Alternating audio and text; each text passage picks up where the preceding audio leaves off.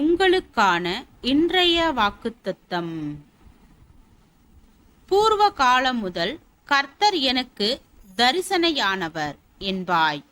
ஆம், அநாதி சிநேகத்தால் உன்னை சிநேகித்தேன். ஆதலால் காருண்யத்தால் உன்னை இழுத்து கொள்ளுகிறேன்.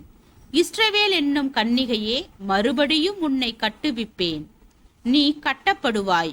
மறுபடியும் நீ மேல வாத்தியத்தோடும் ஆடல் பாடல் செய்கிறவர்களின் களிப்புள்ள கூட்டத்தோடும் புறப்படுவாய்.